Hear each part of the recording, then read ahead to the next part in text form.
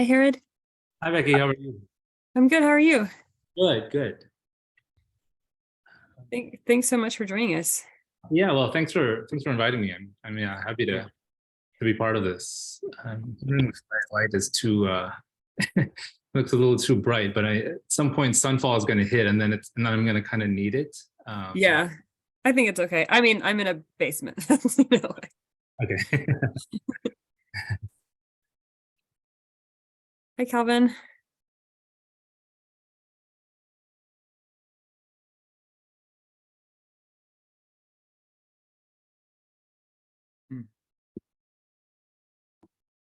Hi. Hi, Sophia. Hi, Becky. Are you able to hear me okay? Calvin and Harrod? Okay. I can hear you. Can you hear me? Yes, I can hear you. I can hear you. For some reason, when I plug in my headphones, I stop being able to hear you, which is strange. But let me see if that still happens. Can you hear if I talk now? Yes. I can hear you. Can you hear us? I cannot hear you. So I will just do this without headphones, and you might hear. I'll mute myself if my kid is like running around screaming in the house. My kid is in the background too, so I don't know what to do. Mine probably will be at some point, so a wild time. Calvin, could you tell me how to pronounce your last name? Yeah, it's Cheung-Miaw. Cheung-Miaw. Yeah, Cheung-Miaw. Okay. Thank you.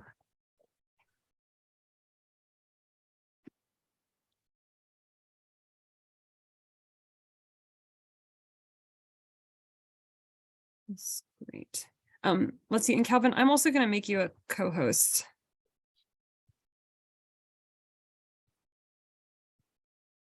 And could I also, from the panelists, could I hear how to pronounce your names as well? I'm Harrod Suarez. Harrod Suarez. Yeah. Sophea Seng. Yes. Sophia Seng.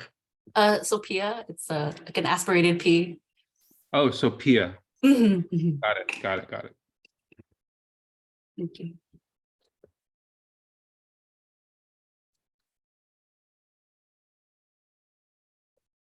Great. So I think we're pretty much set. We're just waiting for Tuan. Yes, thank you. So I'll just really, really briefly welcome everybody and introduce you, Calvin, and then I'll just let you take it away. Okay, sounds good. Yeah. Cool. And you, it's an hour and a half. We're doing an hour among the panelists, 30 minutes with the audience. Is that right? I think that makes sense. Yeah. Cool. Yeah.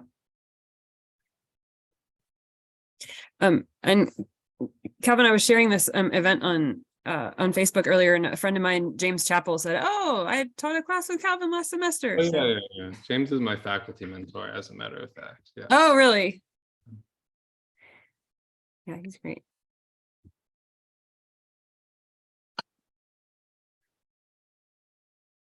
So Sophia, it's a bit earlier for you, I think. Yeah, it's almost 3 o'clock here. Okay. Great. Yeah. Is that a 3-hour difference from North Carolina to here? Okay. Yeah. Yeah, but I mean, with the weather, it just feels like it's always evening. It's been really cloudy here, like unusually cold in California. It's never to the 50s like this in the, in the winter even. So, but we're supposed to have the 60s this week or starting tomorrow. So Nice. It's been unusually hot here, so it's a little. It's lovely, but it's a little disconcerting because it shouldn't be this lovely in February. They were just saying on the radio that this is the warmest Ohio on record, like dating back to the late 19th century. It's been quite warm. Wow. Like without snow, I imagine Ohio would be really snowy right now, or it should be normally, right? Yeah, it would be, and frigid often. Yeah, February through March is pretty bad usually. This is quite mild. Jeez. I'm gonna email Tuan again with the registration link, just. Okay, I was just checking my email to see if he sent anything and he hasn't.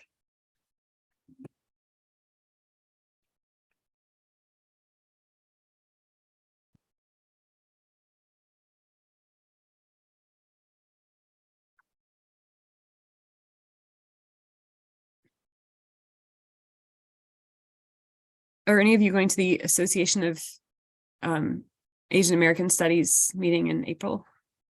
I'm the site co-chair. So Oh, are you? yeah. So with my chair, Barbara Kim. So we've been planning it since November, and I think we're almost done. But we do have 3 tours. One of Cambodia Town, Pacific Island Arts Tour, and then one of Little Saigon in Orange County. So, and they're all kind of taking place on different days. But I'll be there. I'll be there That's from cool. Wednesday to Sunday. Nice. Will any of you be attending? By chance? Calvin, you said you were. Yeah. I am, yes, I'm attending. I'm doing some giving a paper and on a round table, and then sticking around to do some research at UCLA the following week. Yeah. Cool. Yeah, I'm going. I've never been before, so I'm really excited. I think there are going to be a lot of people. I feel like it's going to be like the first one where people are in person, because I went to Denver and there really weren't that many people. So, whereas this one, and we've also made it so that the plenaries don't coincide with any of the papers or the roundtables or anything like that, because that's what happened in Denver. And so I feel like this is going to be the first big one in person. There were a ton of, I mean, it took me forever just to look through the program. So, yeah. Okay. I sent an email to Tuan. You don't happen to have their phone number, do you, Becky? I don't. Okay, No, we'll just roll with it. If yeah. they come late, that's fine. If they're not here, we'll have we will let you expound as much as you want in your answers. Yeah.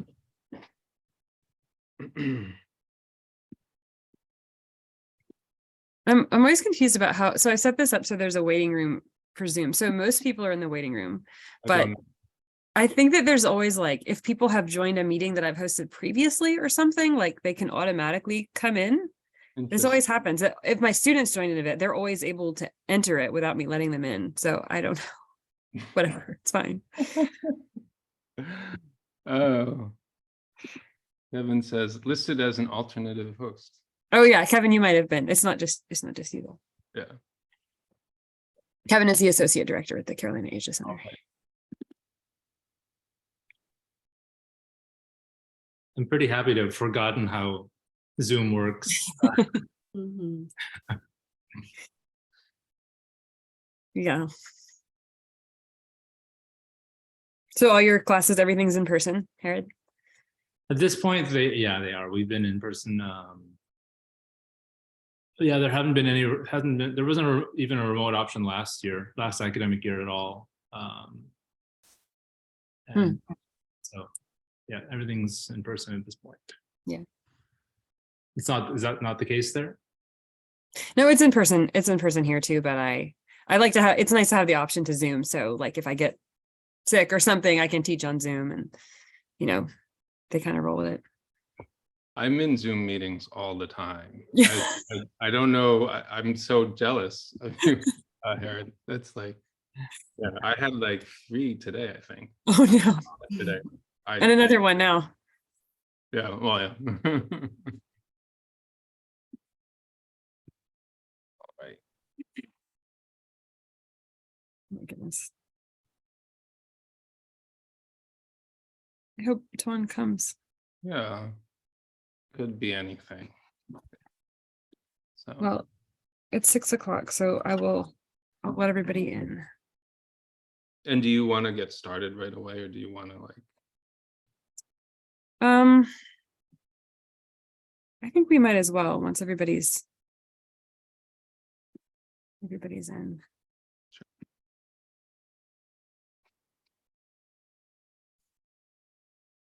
more people will come. Yeah, is that okay if we go ahead and get started? Great. Well, welcome everybody. I'm excited that you're here. I'm excited that we're doing this panel. My name is Becky Butler. I'm the Assistant Director for Southeast Asia Initiatives at the Carolina Asia Center at UNC Chapel Hill. So I'm just going to give a brief introduction and then get out of the way so we can listen to our really exciting panelists. So really quickly, I just want to introduce our moderator for tonight, and then he in turn is going to introduce our panelists, and we'll get to it. So Calvin Cheung-Miaw is a historian of race who works at the intersection of intellectual history and social movement history. His current book project, Asian Americans and the Color Line, uses the history of Asian American studies to explore the rise and fall of third worldism within the United States. And he's an assistant professor at Duke University. And we are so invested in this event that we managed to collaborate between UNC and Duke. So that means there's something special going on. So without further ado, I'll turn it over to Calvin. Great. Welcome, everyone. I want to do a few thank yous first. I'd like to thank the Carolina Asia Center, the UNC Asian American Center, and the Southeast Asian Approaches Carolina Seminar for bringing us all together. And thanks especially to Becky Butler, who you just heard, for all the behind the scenes work on this event. I am so excited to be in conversation with our panelists tonight as we discuss Asian studies and Asian American studies from the perspective of Southeast Asian diasporic communities.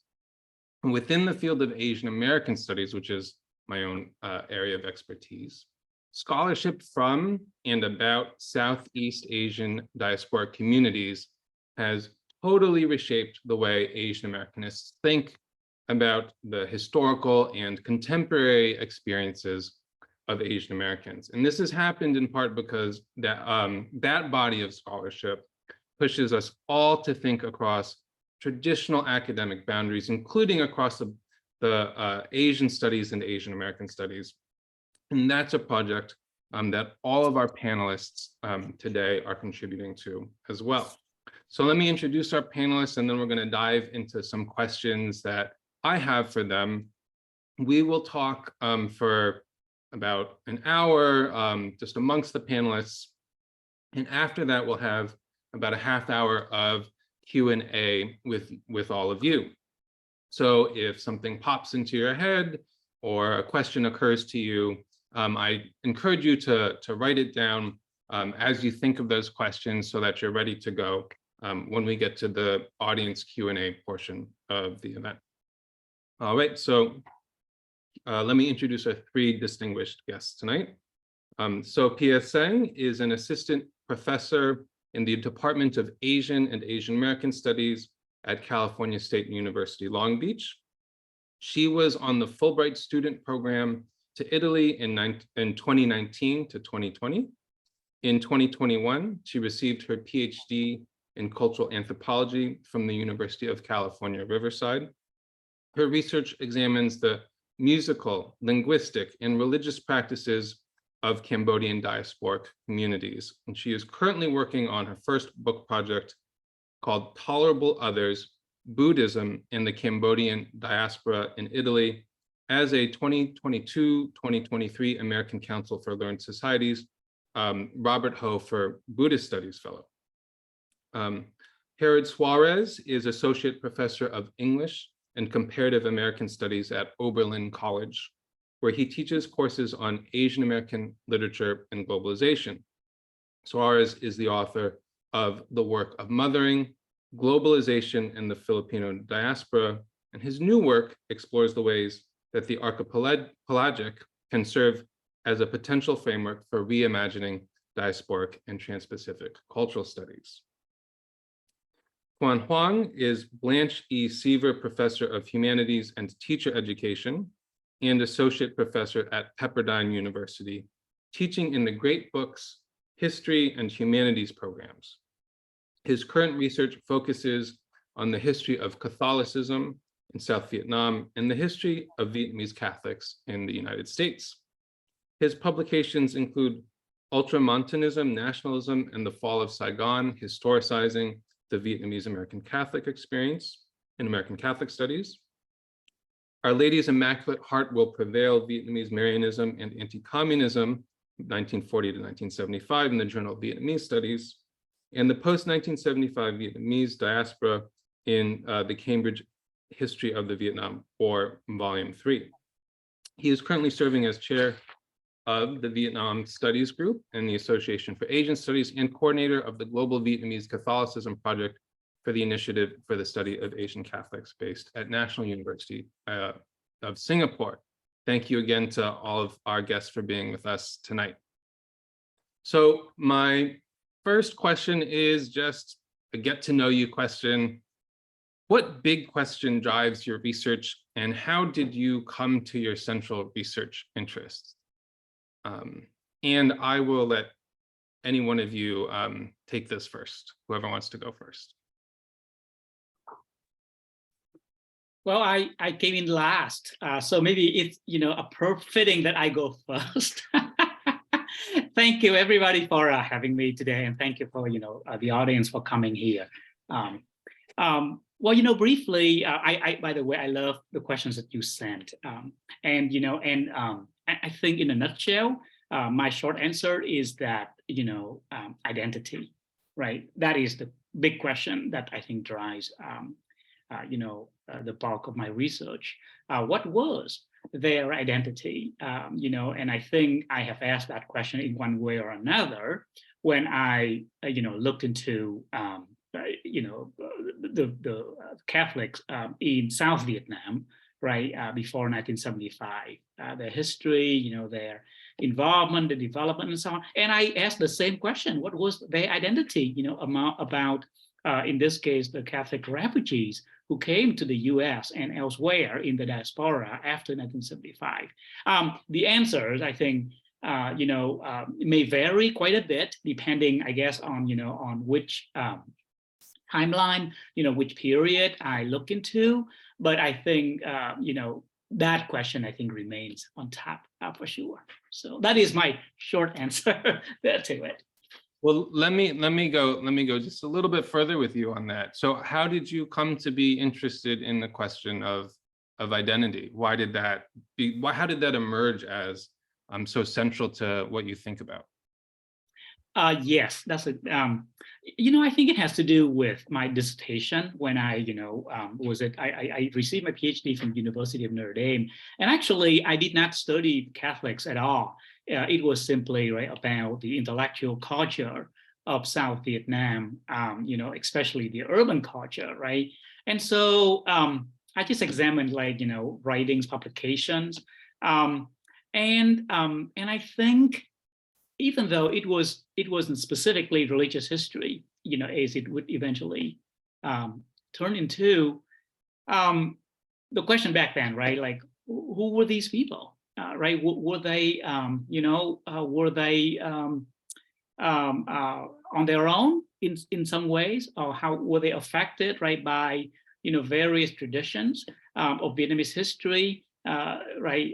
How were they affected by Vietnamese nationalism? Right? And what did they think about? What did they view the Americans, right, who intervened in the war, first indirectly and then directly? So I think by looking into their publications, and I guess a related point to the big question is also the sources. Being a historian, right, archives and obviously would be the main thing. In my case, though, I have even though I have used some archival resources for sure, the bulk of my primary sources, has been publications, right, in South Vietnam, before the war ended, and then in the U.S. and elsewhere in the diaspora after 1975. So, so I think,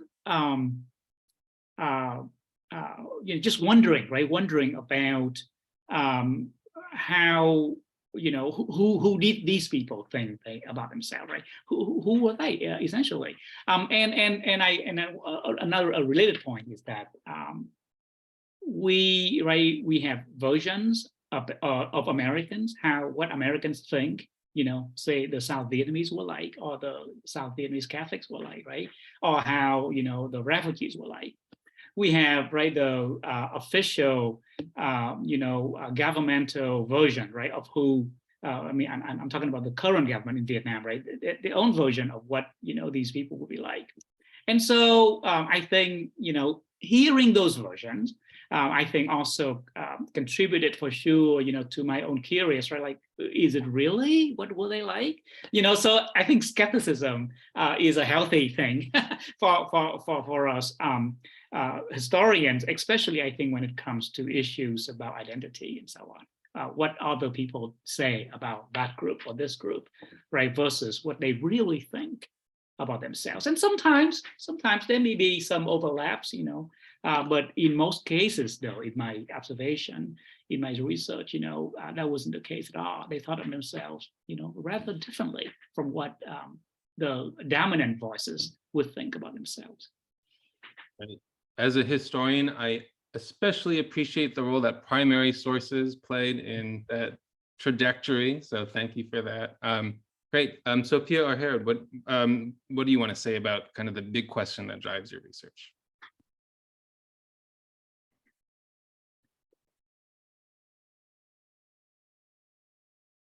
I wasn't sure, Harrod, if you wanted to go first, but if not, I can go ahead and go.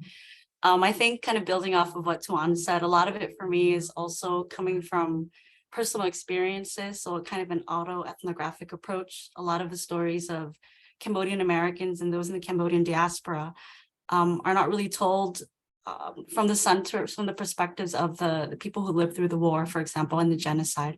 So my driving question as someone who was born during the killing fields and then whose family kind of fled to the refugee camps in Thailand and then to the United States for resettlement. And I was quite young, so I don't remember anything. So a lot of it, the driving question, which I wonder is, after, so much, I wouldn't say trauma, but after so much loss, how is it that they kind of pick up the pieces of their lives, right, over these past 45 years? And so different from what I, read about the killing fields, for example, my parents had very active lives, right? So religion, music, all right, they were part of a rock band, and these Cambodian rock bands are all over the place. So kind of my main question is, why are these stories invisible, right? And so, and a lot of it took a long time to come for me, growing up in California. I never really had an Asian American identity or consciousness until I went to college, actually, as an undergraduate. I mean, I always, I grew up in an area with a lot of Asian Americans in San Jose, right? So a large Vietnamese American population, large Cambodian, smaller, but it never really, I didn't really develop this consciousness until I went to college, but also studying Italian language. I needed a second language and I had taken Spanish. So I was like, I'll take Italian because it looks like Spanish, even though they're different. So I then got a scholarship to go study in Italy for the summer. And I saw that there were like Filipinos in Italy, there were Bangladeshis. I'm like, there are Asians in Europe. Like I had never even thought about it. And so it really made me rethink Asian American studies. It made me rethink global Asias and Asian studies, right? So how is it that I was learning about Asian American studies so late, first of all, not K through 12, but second of all, how come there was no connections to some of the different global communities? So that's how I came to my project. So my research interests, kind of just from a personal perspective. I forgot what I was going to say because of the background. Sorry.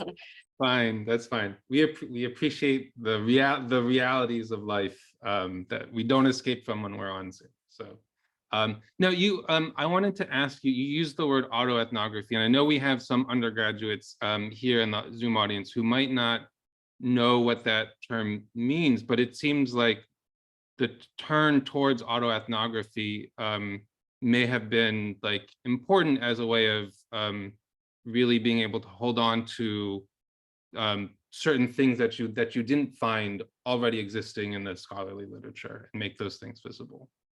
Absolutely. So kind of autoethnography is kind of recognizing, that our life experiences matter. Like this for the undergraduates, right? So that it's a valid form of knowledge production, right? A valid, valid form of ways of knowing.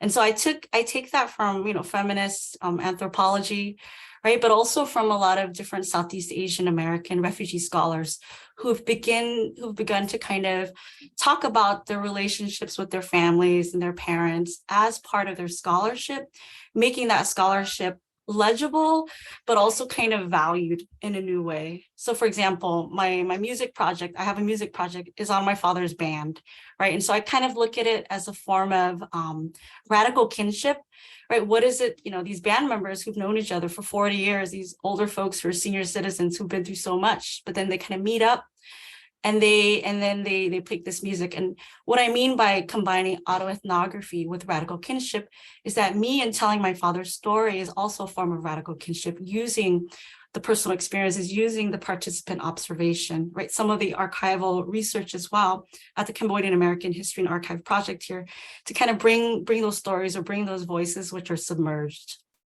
So in conversation with the different forms of scholarship, the different bodies, within Southeast Asian American studies, but also, recognizing, for me, I see a lot of, there's so much great stuff in Asian American studies, maybe being a professor of Asian American studies, that, that it has that critical lens that I think that area studies doesn't have, right? So for example, I also forgot to say, I was a Japan exchange and teaching participant for 4 years.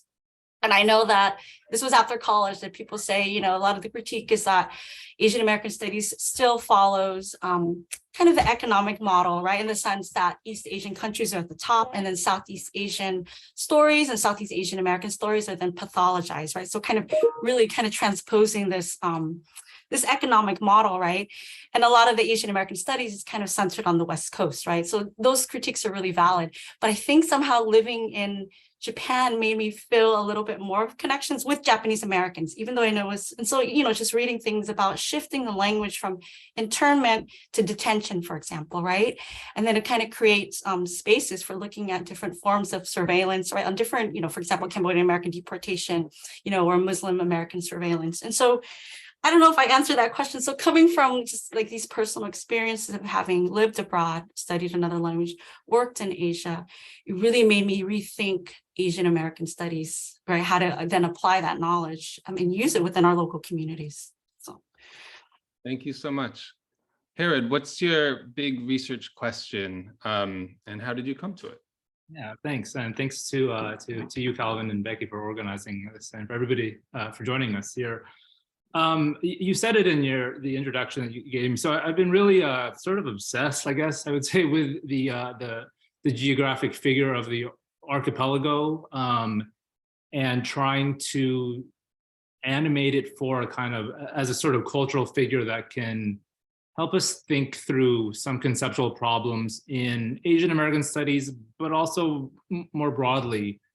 It came out of my book toward the very end, as I was really kind of editing my book, and so my book was looking at the sort of the population of overseas domestic workers from the Philippines, and the ways in which literary representations of that population and of sort of adjacent maternal diasporic figures negotiate their lives and and the ways in which the state manages that, really drove me to think about diaspora as a category that was so crucial to the text. And in working with diaspora, I arrived somehow at the archipelago. This was several years ago. And since then, and even at the time, there's a wealth of literature on archipelagic studies in American studies. So, Lenny Thompson's work, the anthology Archipelagic American Studies by Brian Russell Roberts and Michelle Ann Stevens. So that stuff is out there. What I've been trying to do, I guess at this point, I feel like a lot has been said about the archipelago, and a lot of really amazing, work has been done on it. I'm trying to see if there's anything left to say, and the ways in which I am pushing forward, we'll see if this is a quixotic errand or if there's something to it. And you can see I'm sort of dancing around it because I'm hesitant to talk about it in this way, but my goal, what I'm trying to explore, is whether the archipelago can help us return to the category of universalism. The universal is it's a vilified category, and for good reason, right? Thanks to post-colonial studies, feminist studies, critical race studies, we are very wary and suspicious of epistemologies that would eradicate difference. And to the point, though, that I feel like difference has become its own sort of fetish object. And I also think that there might be a way to think about the universalism that we are wary of as only one form of universalism. So to speak, we are universalizing a kind of Eurocentric universalism. I'm thinking of work like Mariano Siskin's in world literature, where he writes about Deseo de Mundo, I think Latin American writers who aspire for the world. I'm trying to think about whether there's a way to address universalism from the margins, and wondering if the archipelago as a geographic figure, as a chain of islands, as a kind of a motley assortment of land formations surrounded by waters, if that can produce something that that can clarify what a sort of differential universalism might look like. I'll keep it at that. That's great. And thanks so much for just thinking out loud with us. And a little bit more on the archipelago. Is it, as someone that's not familiar with the body of scholarship, is it a figure of connection? Is it a figure of disconnection because it's all of these different islands? Or how are you seeing that the figure kind of linked to this question of differentiated universalism? Yeah, that's a really important question. So the way that I think that it gets used, again, very importantly in American studies, is to draw, to think about connections across different territories. So for instance, looking at US empire as a kind of archipelago of empire, to bring in Lanny Thompson's work. So he's looking at, Guam, Philippines, Hawaii, Puerto Rico, and Cuba, as a sort of chain of islands of empire. So there's that form that the archipelagic takes in cultural studies. Because I'm connecting it to diaspora, so for me, it is about both connection and difference. My sort of prime mover here is Brent Hayes Edwards' work on diaspora, where he compares this to a joint on the body. A joint is something that connects two different parts of the body, but it's also a pivot. It's also where difference happens. So it's both, I guess I would say. But it's really in saying that, I'm trying to, well, of course, to problematize what it means to have a connection in the first place, one that can't be assumed or subsumed to a kind of a nationalist, momentum. That's so great, and that transitions us into kind of the next question, which is about diaspora. And maybe I'll start by asking Sophea about this first. So you all work in different ways on issues of diaspora. How do you think about the meaning of diaspora, the experience of diaspora, practices of diasporic groups? And what have you had to draw from and or push back on in Asian studies or in Asian American studies as you wrestle with this question of diasporic experience?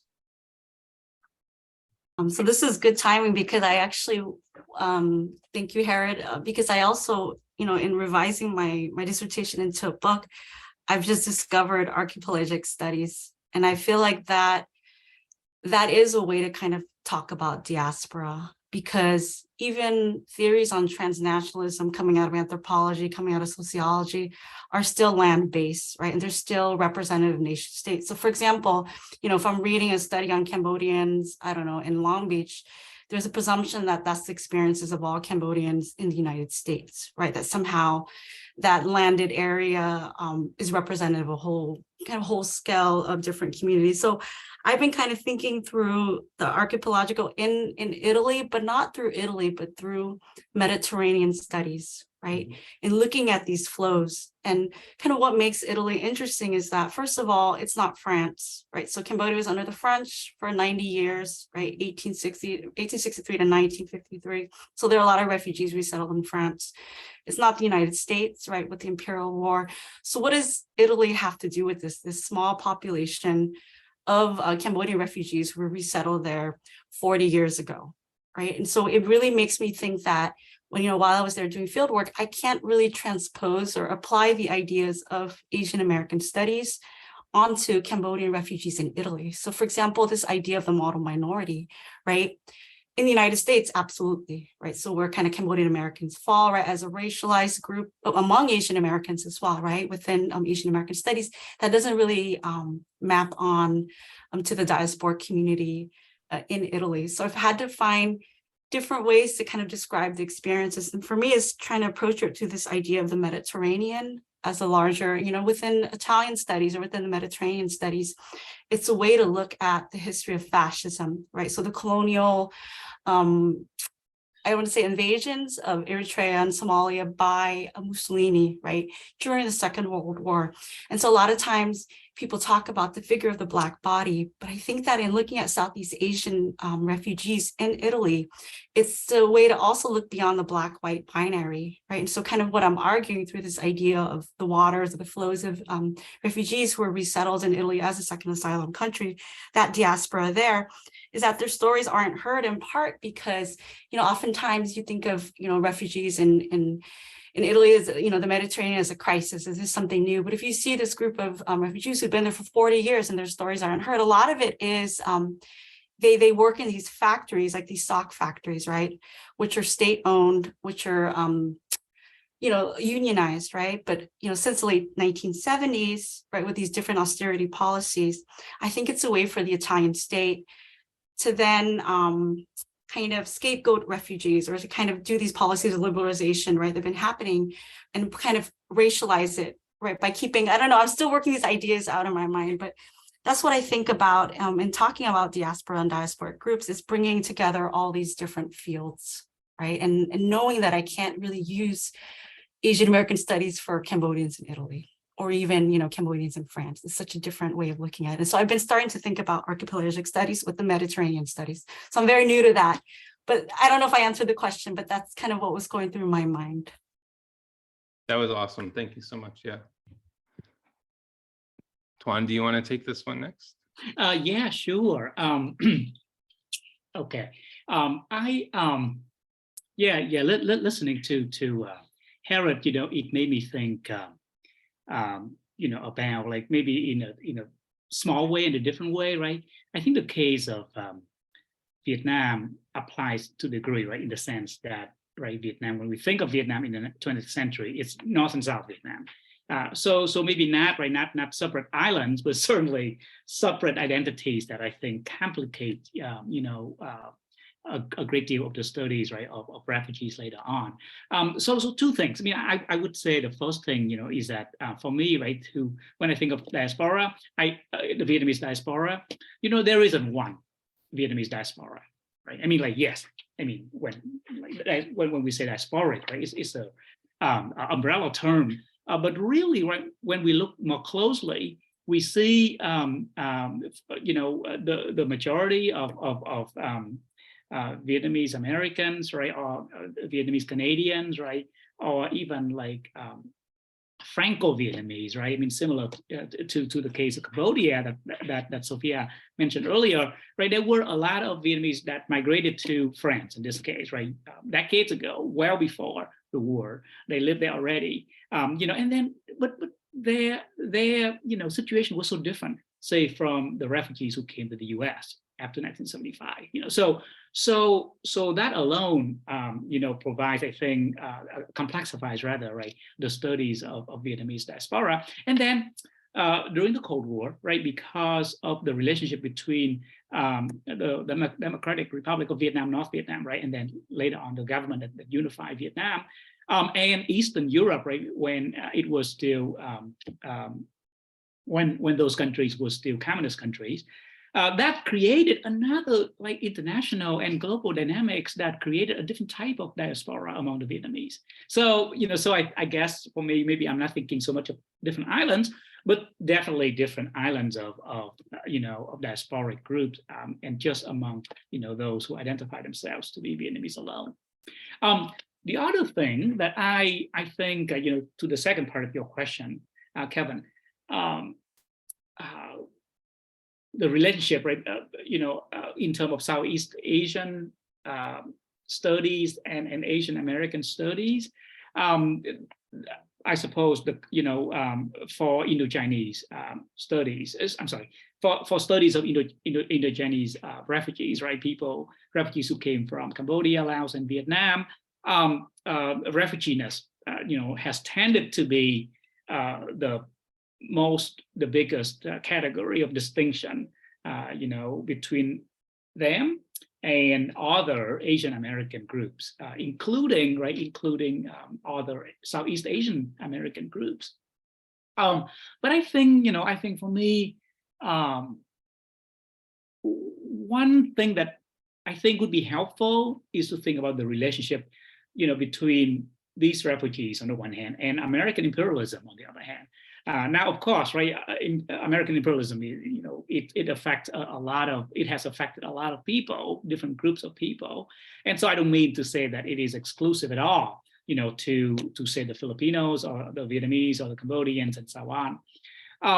But I still remember, I think in graduate school, I still remember the first time I read, a history monograph about Filipina nurses, right, in America, Empire of Care.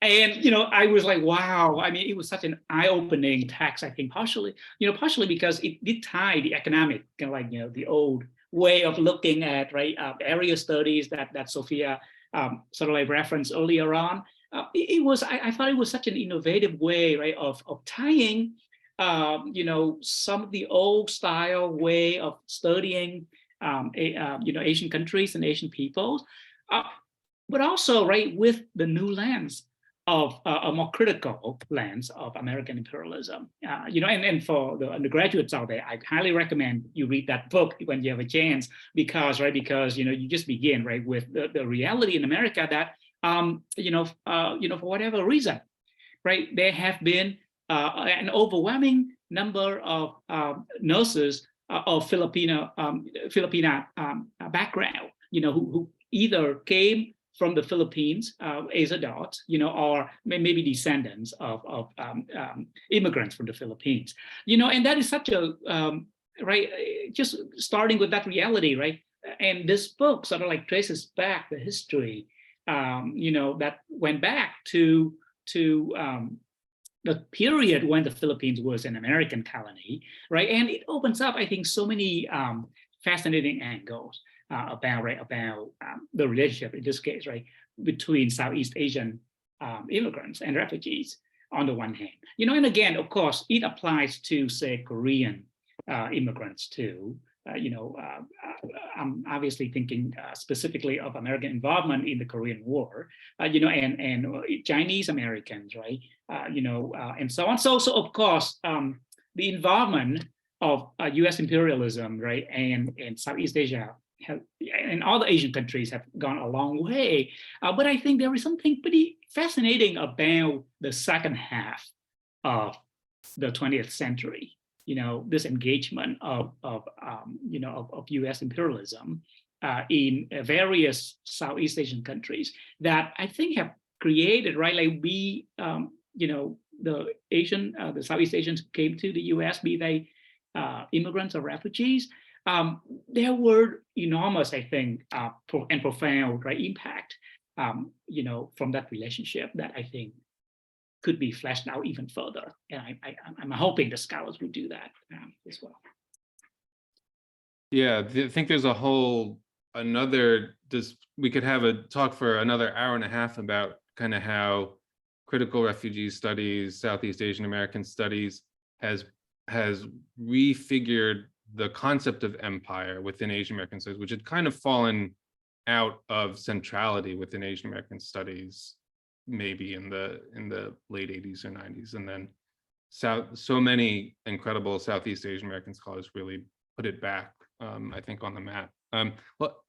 Harrod, you spoke a lot about kind of how you're thinking about diaspora. Do you want to add anything else to that, or do you want to bounce off of what you heard from Sophea or Tuan here? Yeah, well, I just want to add I guess I was thinking about the idea of diaspora as not an empirical condition, but like kind of a, I guess, maybe conceptual or ontological one. So I'm thinking of like Martin Manalance's work. That propelled me, like, this is a few years back in my book, to try to think about diaspora as, and its relationship to the nation, I guess, in sort of the empirical ways that that we're talking about, but also conceptually. And so one of the things that I claim and that I'm trying to do with the archipelago too is to think about diaspora as kind of originary or even preceding the nation, right? We tend to think of diaspora as derivative, as what happens when the population leaves the place. But if we think about it as conceptual, as like, I think Manalan says, you know, one can be diasporic even without having left their homeland. There's, you know, then that opens up opportunities to really kind of make it work in interesting ways, again, to produce critiques of the nation. So I've been trying to work on the idea, treat it as originary. One can treat it as originary, you know, given my work on the maternal, you know, there's ways to think about the maternal womb as sort of a diasporic kind of space, but I'm thinking about it more in terms of, like, you know, the history of the Philippines and its different waves of diasporic movement. And then the other thing I would add is it's interesting because so much of my training, I guess it comes from the transnational sort of movement. And there was a moment, I would say, in the late aughts when it seemed like, you know, nationalism had sort of quieted down, and I wasn't sure for myself where to go, because all my training had been to sort of produce critiques of the nation. And yet the last 10, 15 years have shown, you know, nothing but a resurgence of nationalism of all kinds. So it's you know, I'm sort of thankful and relieved because it allows us to keep thinking about diaspora, which remains a, you know, a very sort of vibrant sort of field to work on and to think about. Great. And the book that you were talking about, was that Global Divas, or was it a different? Oh, geez, I would have to look back. Okay.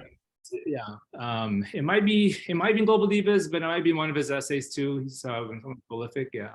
Yeah. Great. So, you know, one of the things that occurred to me as I was hearing you all speak, you know,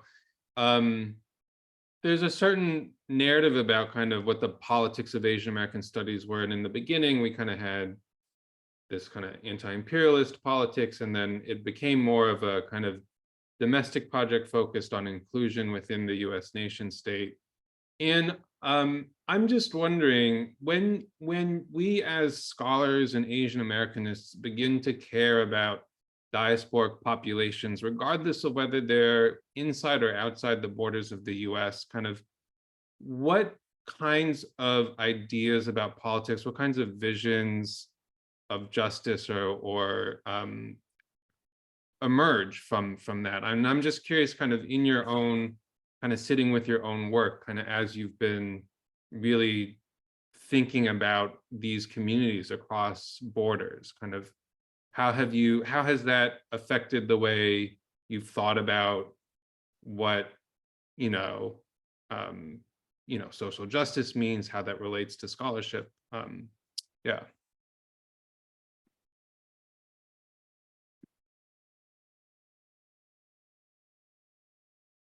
I can begin. I mean, I would, I know part of me responds to your prompt, Calvin, by thinking about just the specificity of research that the history of Asian American studies has allowed. I mean, just the development of the field that allows us to think with, you know, increasing specificity geographically and otherwise is in itself, I think, a path towards social justice movements, which I think by and large always need to be very concrete and particular. You know, thinking about the history of even within the field of Asian American studies, you know, I was thinking, you know, we've talked about transnationalism and that sort of movement, but there's also, I can't help but think about being here in Ohio, the East of California movement, and the ways in which that sort of you know, subfield within Asian American studies has demanded attention to sites of Asian American culture that aren't on the coast. Sort of we mentioned that earlier in the hour. And so it's interesting that with both transnationalism and the East of California movement, we have these attempts to I don't know if widen the horizon of Asian American studies is the best way to frame it. But I also wonder how to bridge the two. I almost feel like those two they're parallel, but I also I would like some more work that's actually making those two speak to each other. And I think the diaspora work actually probably would get us there. Anyways, yeah, the specificity that, you know, looking at Asian Americans in the Midwest or in the South, which are, you know, just vastly different experiences from Asian Americans on the coasts. You know, here in Cleveland, where I live, we have an Asia town and not a Chinatown. It's still the case that we have Chinese restaurants that have the last page on the menu is it's a Vietnamese menu, because it's actually a Vietnamese family that's running the restaurant, right? This isn't Los Angeles or San Francisco or New York. And attention to that kind of those particulars, goes a long way towards trying to create social justice movements of different kinds. I guess, thank you, Harrod. I guess I wanted to add to that as well, kind of thinking about social justice and our roles as professors. And so just giving an example, I taught a course on the Cambodian American experience, right, in Long Beach, with the largest Cambodian diaspora outside of Southeast Asia. Half of the students came in from Asian studies. And so what they were expecting was a class on like food and I don't know what else, just film, so nothing critical. And so I was like, half of my students are here from Asian studies, half of my students are from Asian American studies. And so if they're kind of the ones coming in, I mean, one of them addressed me in Japanese, it called me sensei, and I was like, well, you know, this is an Asian American studies class. And so really what I did was I made it a community engaged course, right, where they're working with different orgs, but also within the social justice projects within Long Beach itself. And so even though we are on the West Coast, there's still this, I think a lot of students still have this idea that Asian American studies is not ethnic studies on the one hand, right? And then at least coming in, you know, a class like that, it was an upper division Asian American studies course. But since half the students really thought it would be just about quote unquote what they thought culture was without the critical analysis, kind of for me, it's doing this work through teaching as well. I know, you know, and I have weird feelings about that because I am a new faculty member, and, you know, the teaching load, it's a lot, right? And I have to publish at the same time, but always to kind of, I don't know, to kind of make it work somehow as a professor, and kind of thinking about the students who are going to be making those transformations for social justice along with us, and how to include them and make it interesting for the ones who are in Asian studies. Why does it matter to Asian American studies? Why does it matter to American studies? I think for me, you know, on the one hand, we have that legislation, you know, AB 1460, where it's required, ethnic studies is required as a GE requirement across the California state, you know, CSUs. But implementing it is a different thing, right? There's students who don't want to take the class. There's students who don't want to know about Asian American studies or have a different vision. I think that's where the work can be done inside the classroom, but also along with our community partnerships. Thank you. Yeah, I guess I can echo, you know, what Sophia just shared there about teaching undergraduates. I have taught Asian American studies, kind of like undergraduate focused, but I have tried to do it 2 different ways.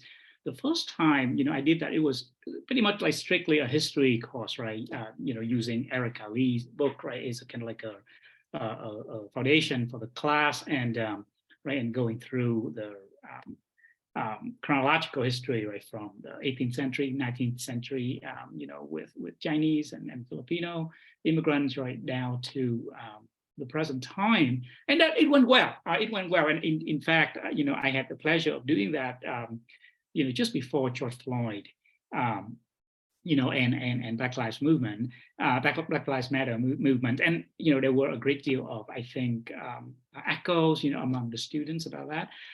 The second time, though, I decided to try a different tack by, using fiction primarily, and so it was primarily 20th century, Asian American experience, immigrant experience through the lens of fiction.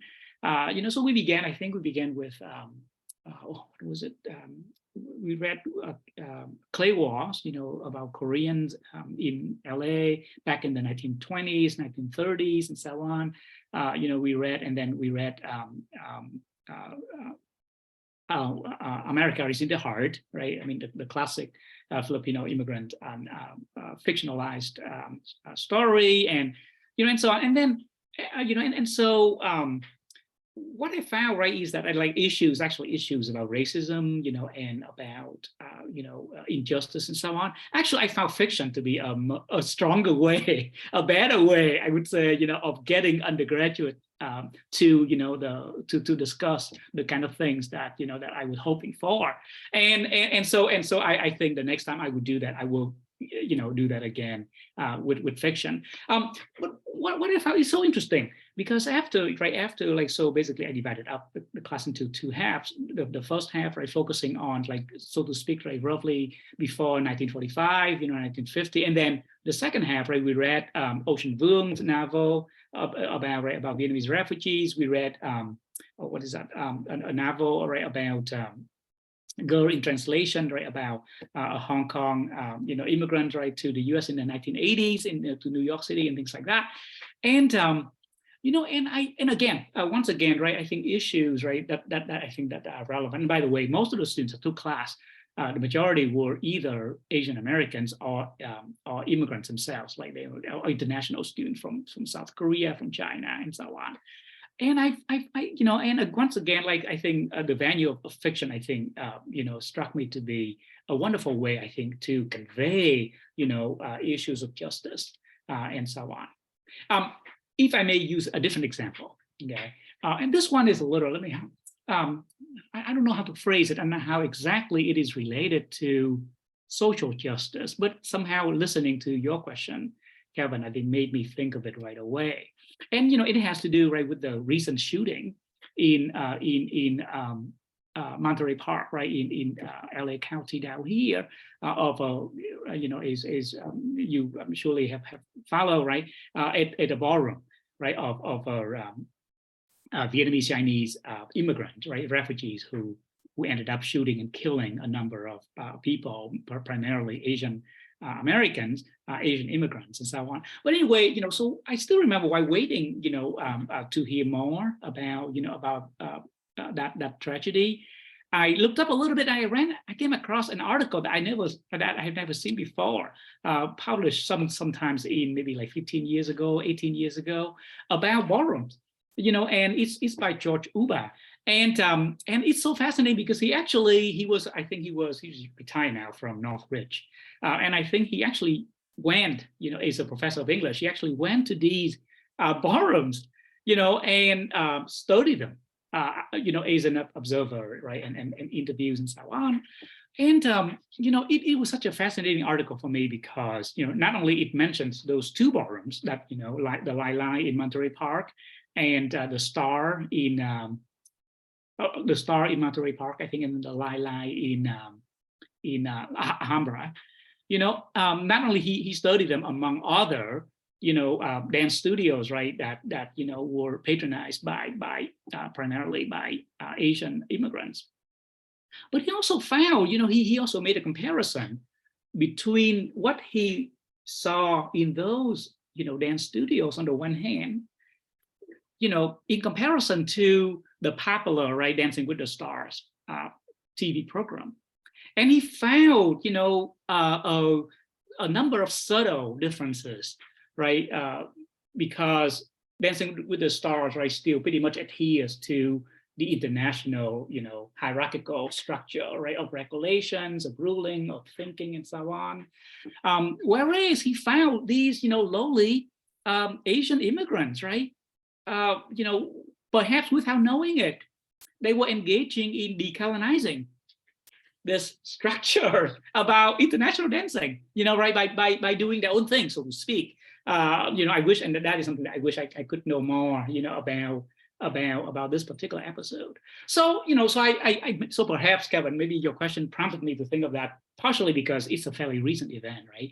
But also, I think there is something, that even the people, including the victims, right, of this terrible shooting, right, were engaging, in what we would think is social justice, except that perhaps they didn't, it didn't come across their mind. It's not, or maybe they did. I have no idea of knowing, right? But that is, I think something that I think is very fruitful, something that I think is very, kind of like worth, right, bringing up, introducing, right, to not only to second generation Asian Americans and Southeast Asian Americans in this case, right, but also, right, to Americans, right, to see, I think, in the sense, right, immigrants, even for those who may not necessarily, right, organize politically speaking, they already engage, in something like that. So I could help thinking of that. Great example. So we're about ready to turn to audience Q&A. So just a heads up to the audience, get your questions ready. We'll have one last very broad question for, you can take any part of this that you want. But generally, how does Southeast Asian studies change when we approach it with the frameworks of Asian American studies, and vice versa? How does Asian American studies change or benefit from the methods and frameworks of Asian studies? So what new questions can we ask? What new areas become objects of inquiry? What new figures emerge as protagonists in our scholarship? And what new directions do you see your research pushing into? Yeah, take any part of that prompt as a beginning for your reflection.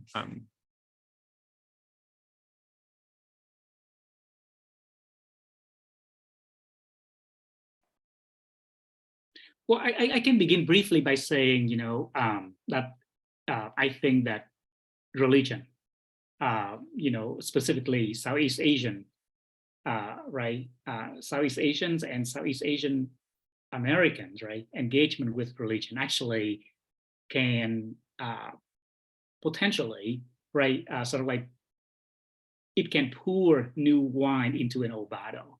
Of course, there has been a number of, right, scholars, right, that study, Asian American religion, right, Chinese Americans and Taoism and Buddhism, and right, and Koreans, right, and evangelicalism, and so on. But perhaps, perhaps because of the complexities of Southeast Asia itself, right? I mean, when we think about that, right? When we think about, like, geographically speaking, Southeast Asia is such a complex area. I mean, we have land-based countries, obviously, but we have also, Harrod and Sophea talked about earlier, right? Archipelagos, of the Philippines, right, of Indonesia, and so on. And so the geography, along with the historical introductions, right, and engagement with Islam, with Buddhism, with Christianity, right, there's no unity, so to speak, when it comes to religion in Southeast Asia. And I think that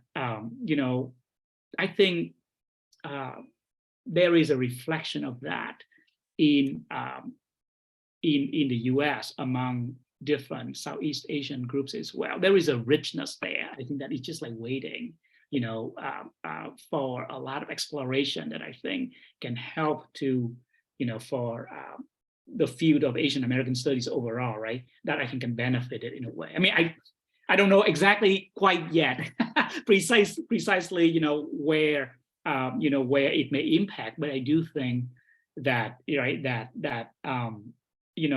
by studying, right, the different engagement, of religion, both in Southeast Asia and then, in the diaspora, in the US specifically, right, we will find, a few overlaps, but I think primarily divergences, about how immigrants and refugees, right, engage in this case, religious practice, right, into their newfound identity or their or continuity, sorry, of their earlier identity to form a new one. I mean, I certainly found that with with the Vietnamese Catholics, and I assume, I don't know enough about Vietnamese Buddhists, but I have seen, right, some of that, both transnational engagement, as well as, right, is their own engagement in the U.S. Indeed, just one last point, is that, unlike the Catholics, the Vietnamese Buddhists, and it may be true of the Cambodian case too. I'll wait to hear from Sophea, but certainly with the Vietnamese, unlike the Catholics, actually it fell on the laity in the U.S. to begin these Buddhist, communities, Buddhist temples, and so on. And that was such a divergence, right, from the Catholics in one, which is strongly hierarchical, and so on and so forth. And that alone struck me to be, such a rich area to look into. Thank you. Actually, I'd like to go next if that's okay, Harrod. Sorry, because Tuan actually was thinking religion as well. So I was kind of thinking about what do areas become objects of inquiry, and I was thinking religion in Southeast Asia as a movement against colonialism. So Islam, right, in the early late 1800s, but also Buddhism, and I think that's less recognized, right? And so what I mean by that quote unquote modernization of it is kind of referring to Buddhist texts. And I know there are a lot of issues with Buddhism and ethno-nationalism, but kind of what I'm looking at it is original movement, right? 2,500 year history. So my project that was brought along with the Cambodian refugees to Italy, right? And, in the world's symbolic capital of Catholicism, right? They're able to start this temple. That's the only Cambodian Buddhist temple in Italy in the context of kind of neo-fascist populist politics, right? With the election of Mussolini's granddaughter recently in 2021. So kind of my larger question, like I think all of you had mentioned, is the everyday acts, so the everyday religious acts. So for example, Pali chants, right? So the Pali chants that, are throughout Theravada Buddhism, right? Whether it's in Myanmar or Laos, right? Thailand or Sri Lanka. Even things like what I saw, things like getting the permissions, from the Rome, in Rome, from the Italian government. So kind of what I see as kind of a new object of inquiry along with this, for me, still the archipelagic, right? Because in Khmer, when you say land, Cambodian land, the first word is water.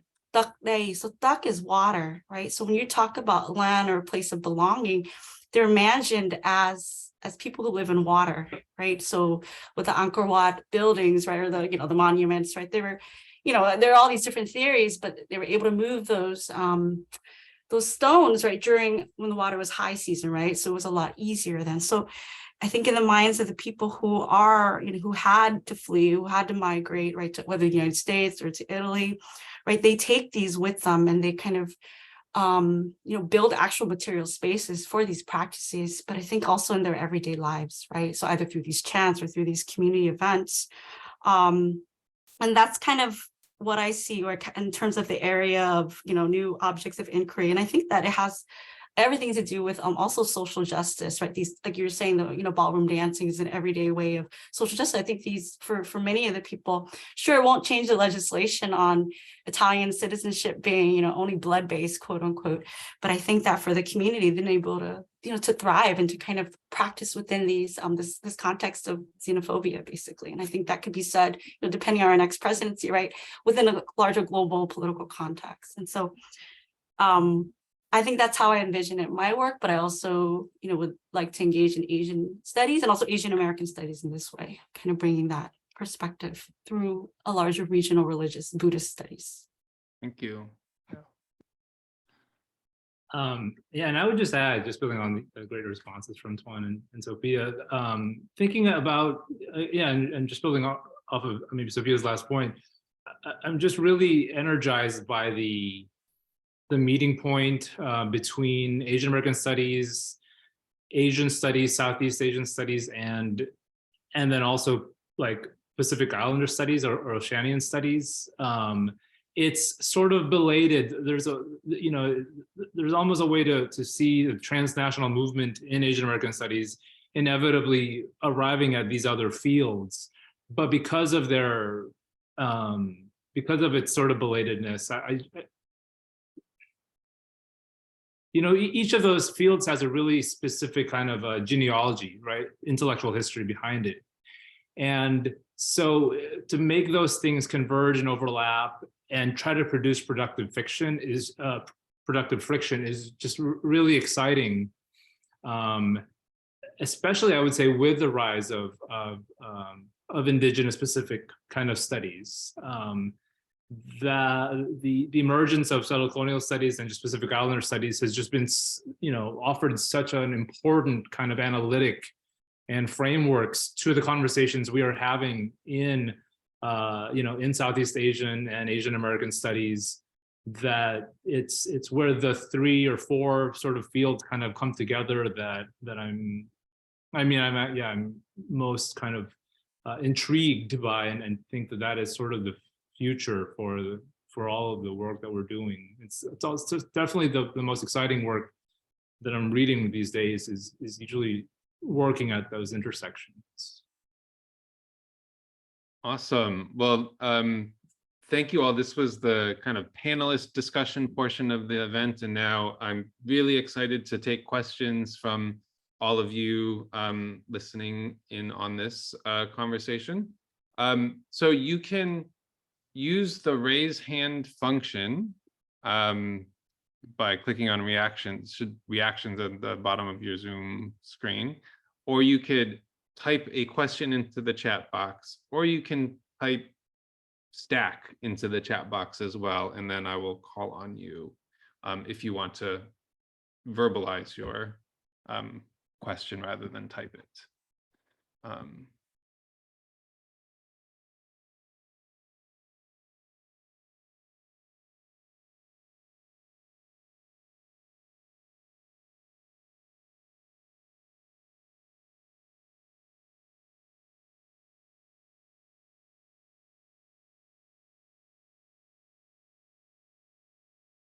Don't be shy.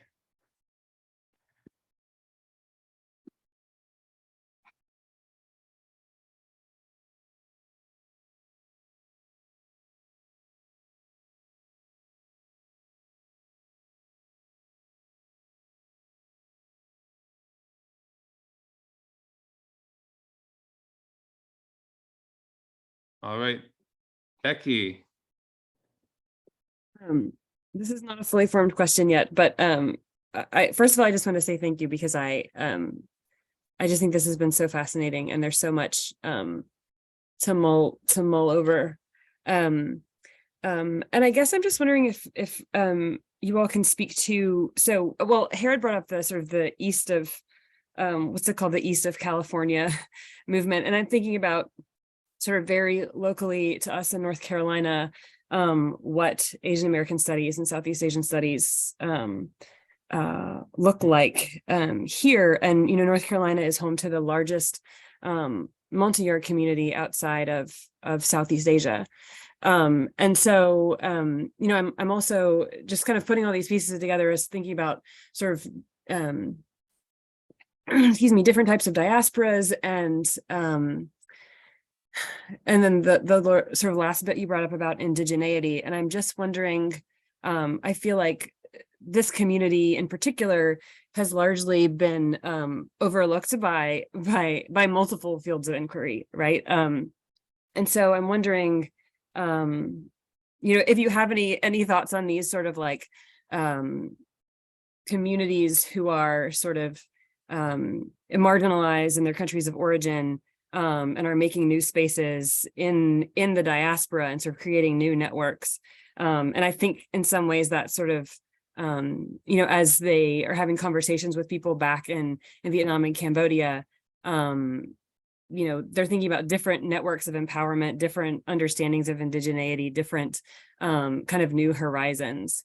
So I just wondered if from your perspectives, if Asian American studies or Southeast Asian studies or other fields of inquiry, what are the role of those areas in sort of empowering these sort of more marginalized groups?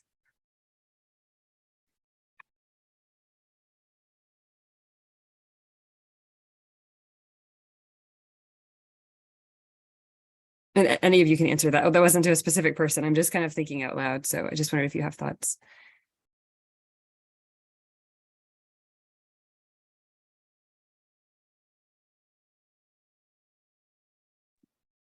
Yeah, those are pretty big questions. So I was thinking through, some of the things you were saying, Becky. Well, here, I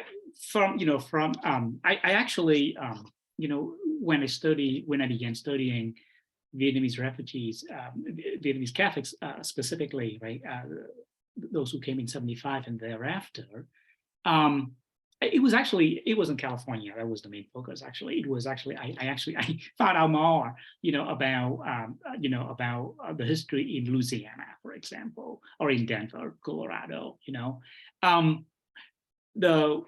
The Carolinas. I am aware. Just to begin with where University of North Carolina and Chapel Hill is.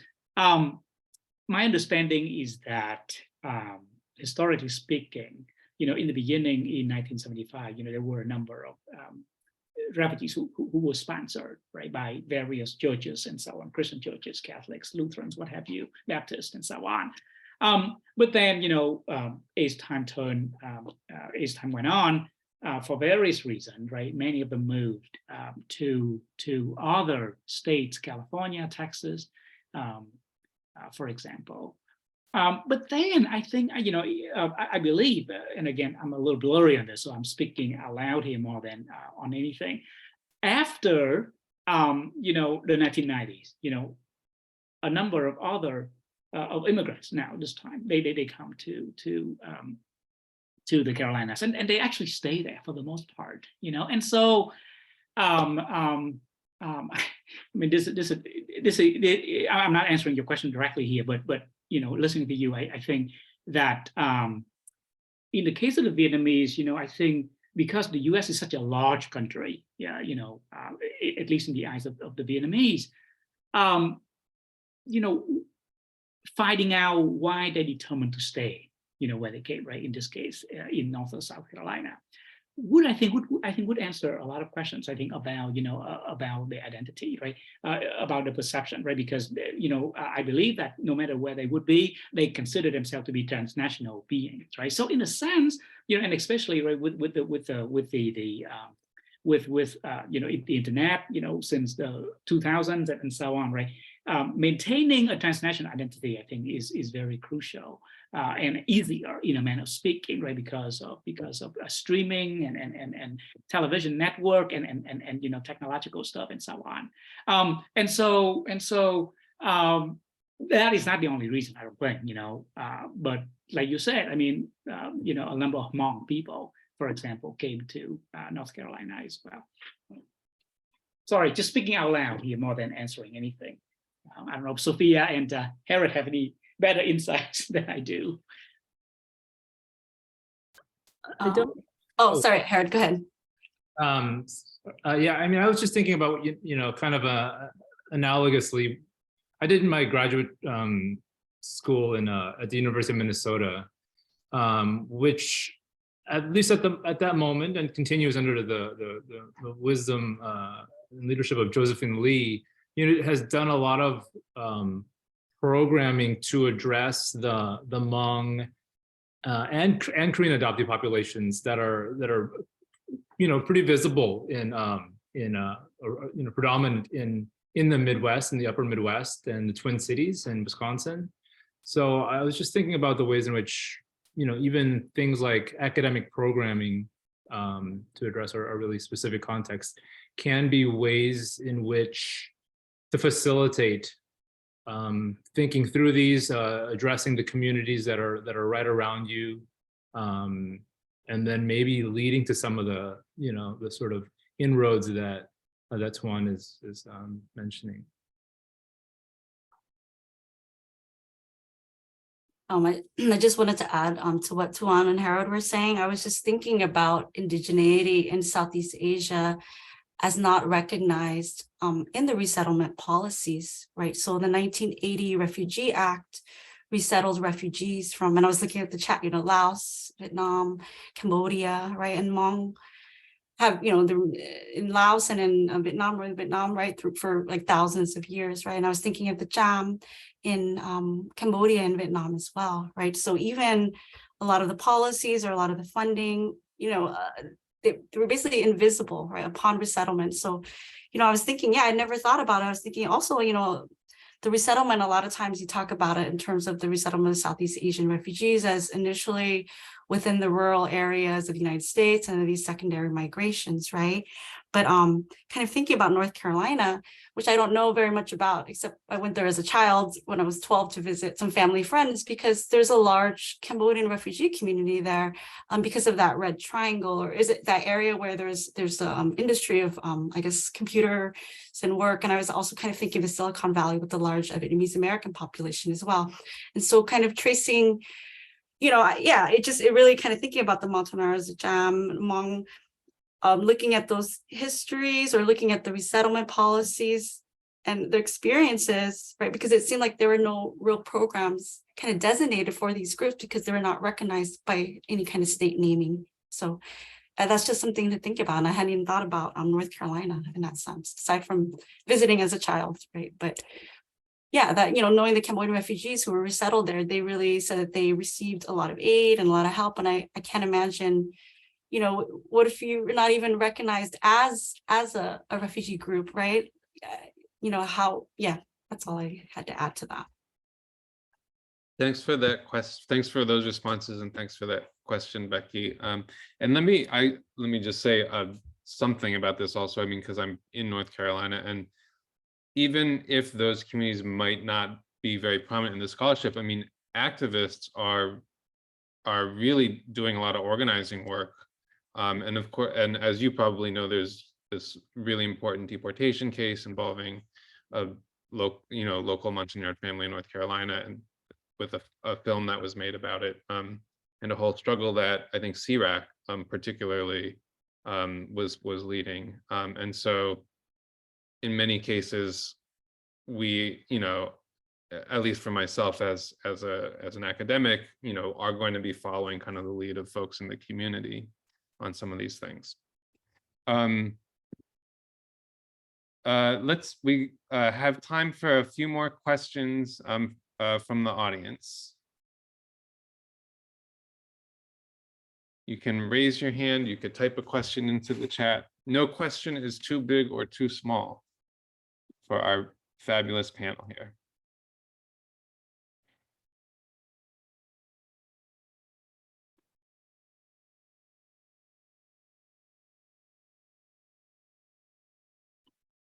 Well, may I ask my co-panelists a question?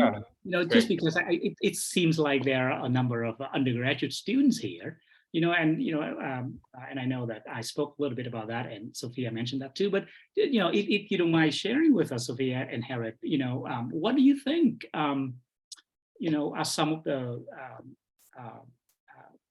important things for undergraduate today, right? Be they Asian Americans or not, to know about Southeast Asian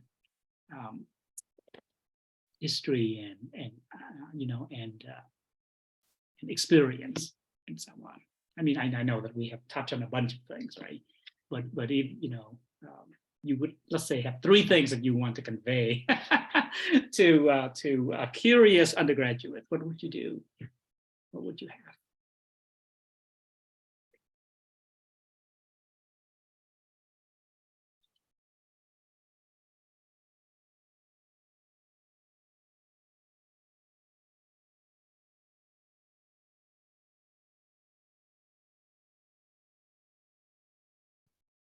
I would, it's a good question. And I mean, it is a convenient answer just because it's just where my mind has been for a while now. But part of it is just kind of reimagining what it means, like what geography means to us, or the ways in which, what a landscape looks like, or the ways in which we belong to a landscape, or what we can call home. And that's specifically focalized through a kind of Southeast Asian, migration narratives, which is generally quite distinct from other Asian American or other Asian migrant narratives, right? So the histories of the mid to late 20th century of war and refugees and and that kind of displacement, I mean, it invites a really different kind of framework for understanding, who we are here. So I'm thinking about geography in that way. I mean, yeah, the term positionality is often kind of tossed around a lot these days, right? We'll need to claim the kind of the positions that they inhabit, the identity categories and whatnot. But I want to think about it in a sort of heterogeneous way, like positionality as heterogeneous, because there are ways in which how we understand ourselves to belong to a place, coming from where we do and arriving where we are. It's just it's a much more complicated narrative than I think we've been presented. So I think drawing on Southeast Asian sort of studies is really kind of meaningful in that way for helping just complicate those sorts of stories.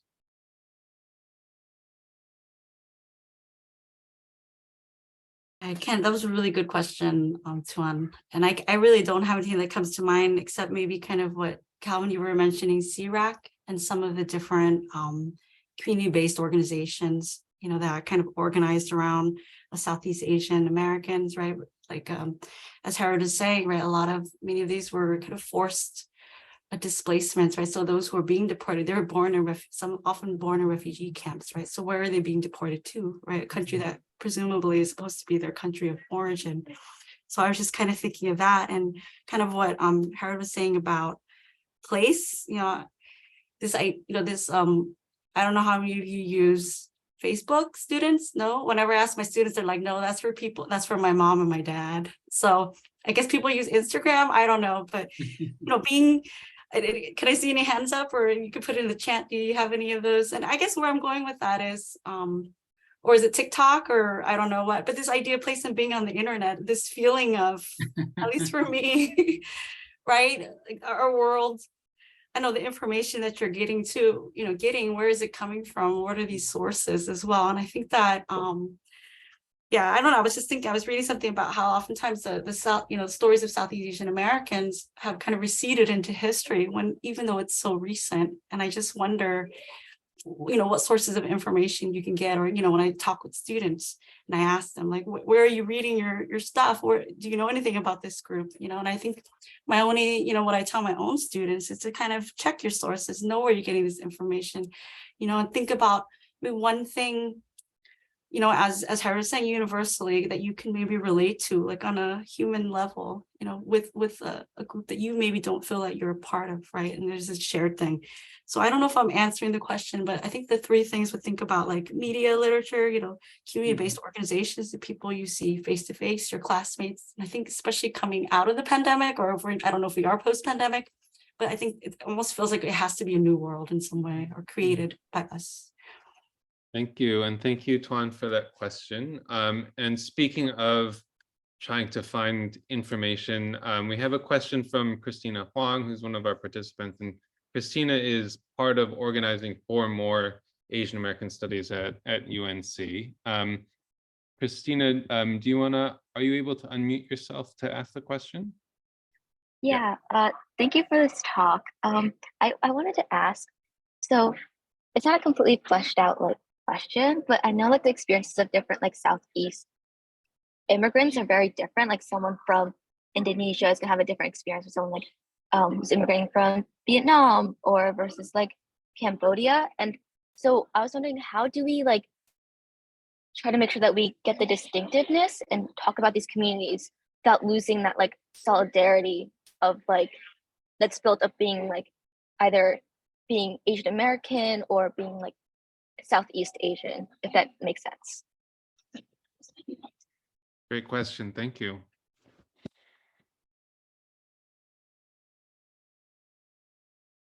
Yeah, definitely. I mean, right, within like that category of Southeast Asia, of Southeast Asian, right? There are so many languages to begin with.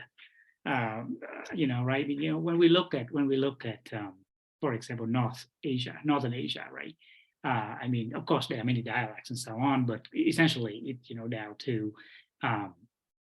Japanese, Chinese, Mandarin, and Cantonese, you know, Korean, and then, you know, the native Taiwanese, right, dialect, and so on. So, you know, just a handful in a very large area. We look at Southeast Asia, which is kind of like geographically a smaller area, and yet we have like dozens of major languages to begin with. And so I think, you know,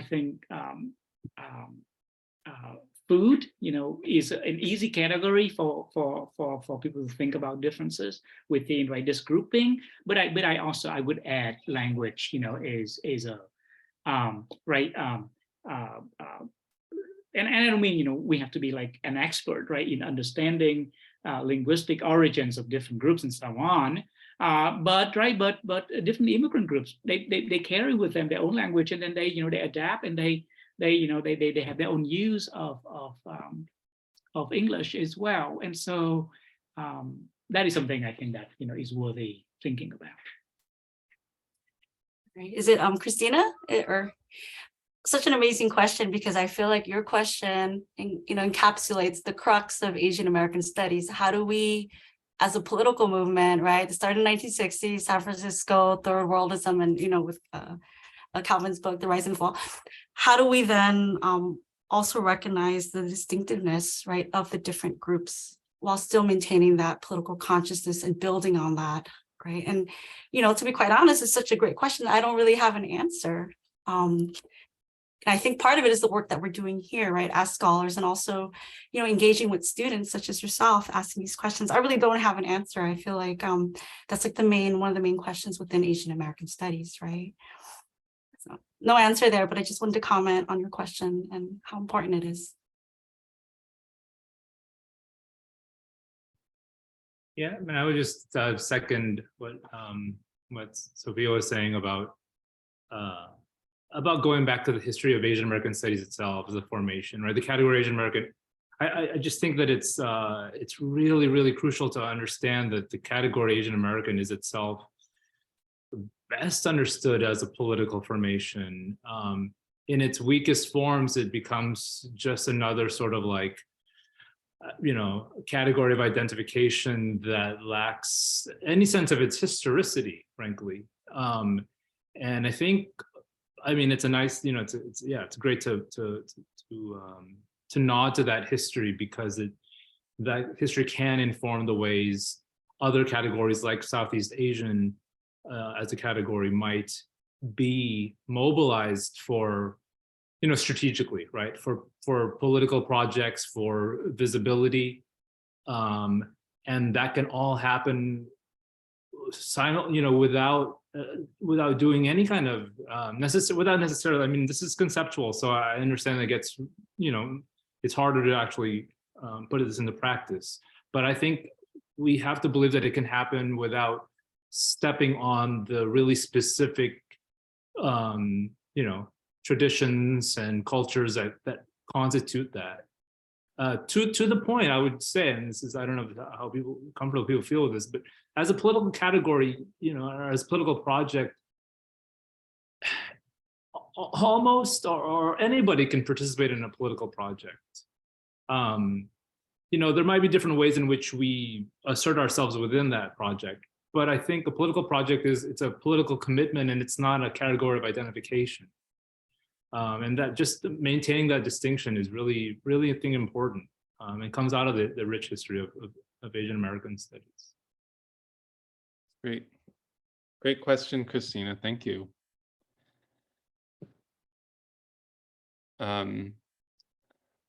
Any other questions from the audience?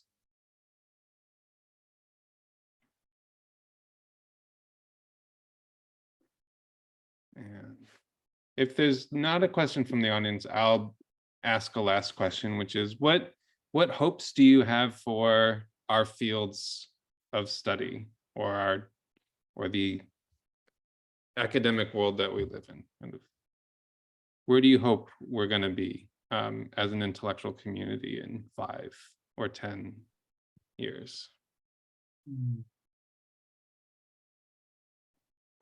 Well, I think for me, perhaps having the advantage or disadvantage of, studying both like Asia's, Vietnamese history and Vietnamese refugees, right? I think that there has been some tension, definitely, right, about between say Asian American studies on the one hand and Asian studies on the other hand. I think earlier on Sophea mentions area studies, right, which was the classic model, for Americans academics to study Asia, and that is, I think, has begun to shift a good deal already. But I think that there's some lingering tension, right, between like where do the twain, so to speak, meet? And I don't have an answer, but it is my hope, right, that in 10 years there would be a more fruitful engagement between the two. I mean, transnationalism, right, has been the big word for a couple of decades at least now, right, maybe 3 decades now. And so it has already pushed, right, this meeting point, so to speak. But I think my sense, is that among some of the Asianists, right, there may be some pushback, right, about decolonization, for example. Partially because they think that they have been doing decolonization in their own field already. But I think there were some differences in methods, in methodology, right, in terminology, in ways of thinking. But I hope that this the dialogue continues, so that there will be, like you were asking about 10 years from now, right, something more fruitful, that actually we do get to a point, and I think just my limited knowledge, understanding of global studies, global studies is a relatively speaking, a new field, seems to provide, a helpful bridge between those two fields.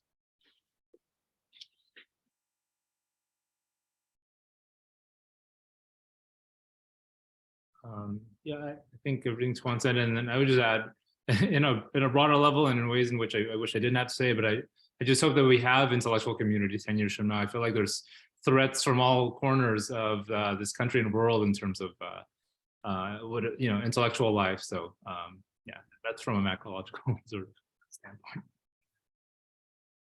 We always need community, I think, but maybe a little more so.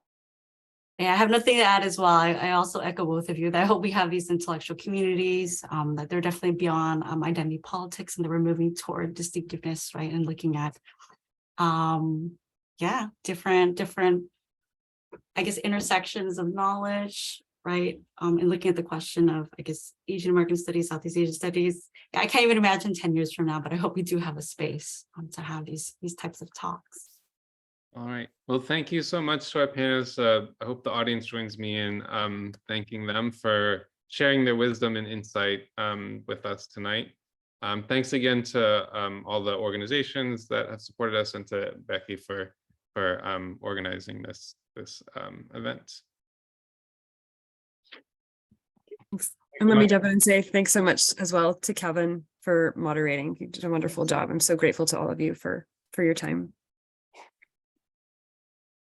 Thank you. Thank you. Thanks.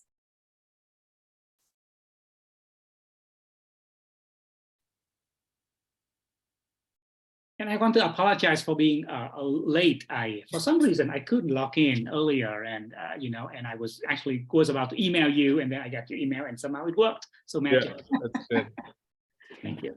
I'm glad that was probably my fault. Sorry about that, but I'm glad you were here. You're here just in time. So Yeah. It all worked out. Don't worry.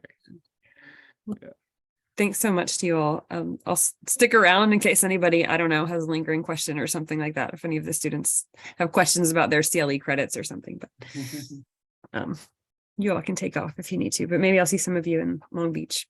Yeah. See you in Long Beach, Abby. Thank you so much. Bye.